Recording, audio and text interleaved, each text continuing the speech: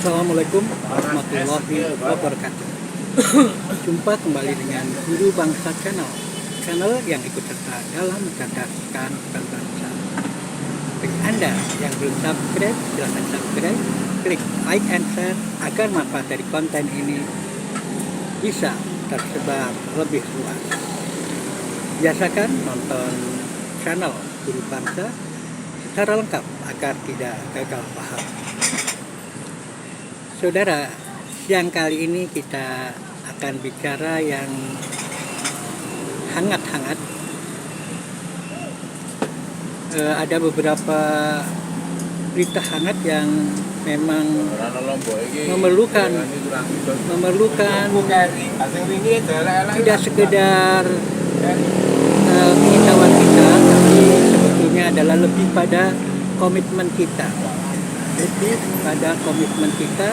Untuk menyikapinya. Yang pertama ada tentang Rempang, dan yang kedua tentu saja terkait dengan masa depan Indonesia adalah masalah kepemimpinan nasional, suksesi atau pemilu yang harus dilakukan dengan fair dan mendapatkan pemimpin nasional maupun wakil rakyat yang fair pula. Nah, ini tidak mungkin tidak kalau kita tidak melakukannya dengan fair.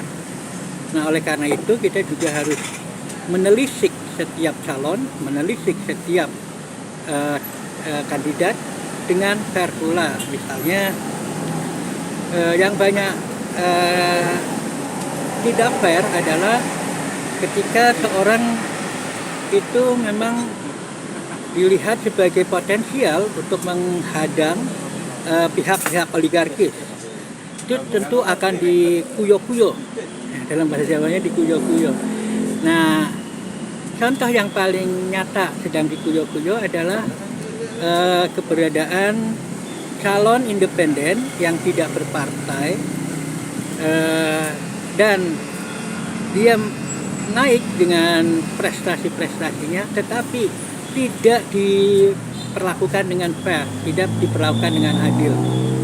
Nah, bahkan keberadaannya yang bisa naik tanpa partai, bisa terpilih tanpa terikat pada satu partai, itu justru menjadi serangan terbaru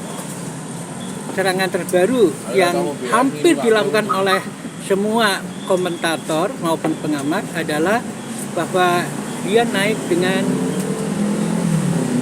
egonya, seakan-akan dia adalah bukan makhluk zon politikon, bukan makhluk yang punya masyarakat. Padahal kalau kita lihat, kalau kita kenal siapa dia, kita mau kenal saja sedikit, tentu saja akan tahu bahwa sebetulnya bukan seperti itu, tapi prinsip-prinsip ajaran yang melandasi kepemimpinannya, atau yang kita sebut sebagai basic leadership, ya. Basic leadership yang dianggapnya adalah basic leadership yang rahmatan lil alamin. Itu yang banyak dilupakan oleh para pengamat, ya. Bahwa sebuah kepemimpinan itu tentu saja akan mengikuti falsafah pimpinan. Kalau nasionalisme Machiavelli, ya tentu saja dia akan Machiavellis, ya. Kami yang paling benar, ya. Kalau kaum muslimin tentu saja memiliki basic kepemimpinan yang mendasar, yakni rahmatan lil alamin. Kita itu diciptakan Allah sebagai khalifatullah, sehingga kita harus menanamkan nilai-nilai kerahmatan, nilai-nilai kemaha kasihan Allah atas segala makhluk, sehingga ketika kita jadi pemimpin, kita pun tidak boleh untuk mengeksplorasi eksploration de long parlong, itu nggak boleh, ya. Tentu saja itu adalah ajaran-ajaran basic leadership yang dipegang, dan itu yang jarang dipahami oleh komentator, apalagi Busser, ya, bahwa basic kepemimpinan rahmatan lil alamin adalah memperlakukan seluruh makhluk, seluruh penduduk, seluruh warga sebagaimana Rasulullah memperlakukan orang-orang Yahudi, orang-orang kafir, kecuali kalau perang itu berbeda. Nah itulah yang sekarang dipelintir-pelintir, yang saya lihat dipelintir-pelintir adalah seolah-olah itu adalah egonya. Padahal itu bisa dipahami melalui mapping basic kepemimpinan. Kami sudah berikan mapping basic kepemimpinannya, misalnya membandingkan basic kepemimpinan Ganjar dan Anies Baswedan itu basicnya memang berbeda.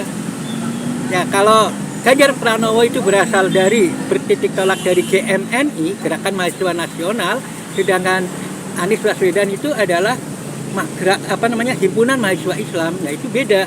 Dan itu di UGM juga beda. Saya sebagai warga UGM itu sangat melihat. Nah bagi aktivis-aktivis juga akan lihat itu memang berbeda. Gerakan sama suka sama rasa yang memang diakui oleh PDIP sebagai gerakan kiri, itu memang karena walaupun mereka tidak mengakui komunis, tapi mereka mengakui sebagai gerakan kiri, itu iya.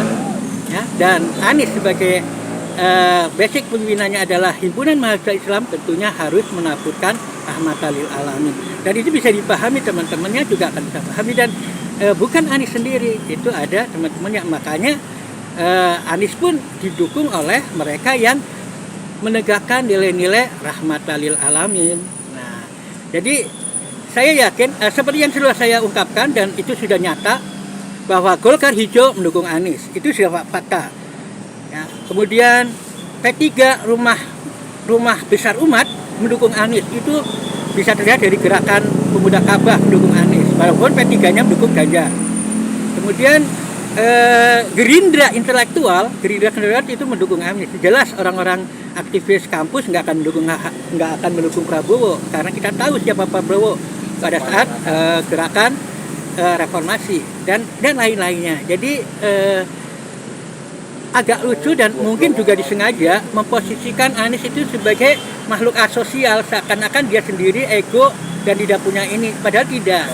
Dia berpegang pada nilai-nilai rahmatan lil alamin, itu yang kami pahami. Jadi bagi teman-teman yang senada, yang senafas, tolong diberitahu masyarakat juga kalau beginilah nilai-nilai rahmatil alamin yang benar. Jangan sampai saudara kita atau teman kita menjadi semacam pesakitan, seolah-olah itu adalah asosial. Padahal tidak. Memang berbeda dengan yang lain karena kita memegang nilai-nilai yang rahmatan lil alamin. Mudah-mudahan bermanfaat, dan saya buat memang sengaja di tempat terbuka biar juga orang lain juga tahu bahwa kita memang harus fight dengan prinsip-prinsip kita. Kita harus fight dengan prinsip-prinsip rahmatan lil alamin. Dan seperti sebelumnya saya katakan, Anies yakin pada pilihannya karena itu adalah hasil istikharah. Walaupun yang lain itu kadang-kadang meledek, ya, kadang-kadang seakan-akan mengejek karena seolah-olah itu membawa nama agama. Kita memang harus membawa agama dan kita memang harus bersama Allah. Demikian. Assalamualaikum warahmatullahi wabarakatuh.